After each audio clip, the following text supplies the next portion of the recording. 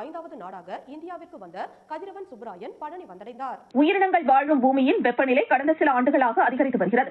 மரங்களை வெட்டுவது, வாகனங்களின் மூலம் வெளியேறும் புகை மற்றும் இயற்கைக்கு எதிரான செயல்களில் ஈடுபடுவது போன்ற தவறுகளால் பூமியின் தட்பவெப்ப நிலையில் மாற்றம் ஏற்பட்டுள்ளது. இதன் காரணமாக பூமியின் வெப்பநிலை அதிகரித்து உயிரினங்கள் வாழ்வதில் சிரமத்தை ஏற்படுத்தியுள்ளது. இதனால் இந்தியா உட்பட அனைத்து உலக நாடுகளும் புவி வெப்பமயமாதலை தடுக்க பல்வேறு முன்னெடுப்புகளை எடுத்து வருகின்றன.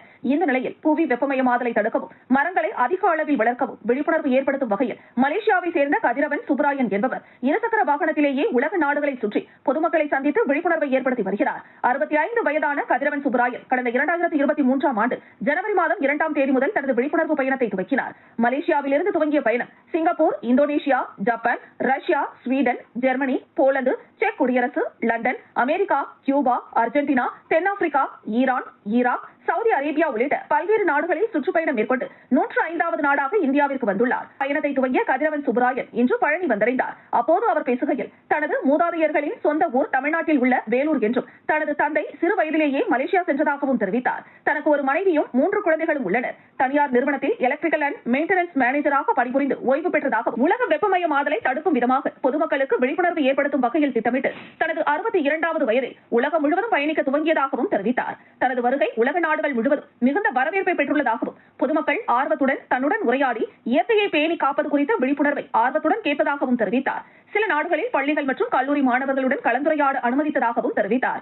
மலேசியாவில் உள்ள தனது சொந்தமான வீடு ஒன்றை விற்பனை செய்து அந்த படத்தை வைத்து உலகம் முழுவதும் சுற்றி வருவதாகவும் தெரிவித்தார்.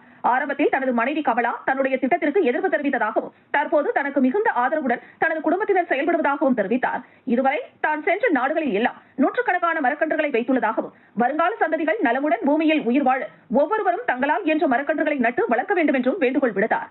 உலக நாடுகளுக்கு பயணிக்கும் போது பல்வேறு சவால்களை எதிர்கொண்டாலும் உலக நன்மைக்காக அவற்றை தாங்கிக் கொண்டு செல்வதாகவும் தெரிவித்தார்.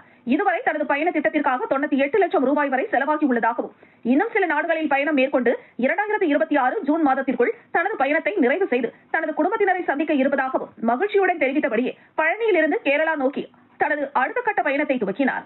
65 வயதில் உலகம் முழுவதும் தனி மனிதனாக 1,97,000 கிலோமீட்டர் பயணம் மேற்கொண்டு உலக வெப்பமயமாதல் குறித்த விழிப்புணர்வை ஏற்படுத்தி வரும் கதிரவன் சுப்ராயன் செயலை பொதுமக்கள் பாராட்டினர். வருகிற ஜூன் மாசத்துக்குள்ள நம்ம மலேசியா போய் எல்லாத்தையும் இதெல்லாம் நிறைய இன்டர்வியூ சொல்லியிருக்கேன். மங்களூர்ல இன்டர்வியூ இருக்காங்க, கோயம்புத்தூர்ல வந்துட்டு நிறைய மரம்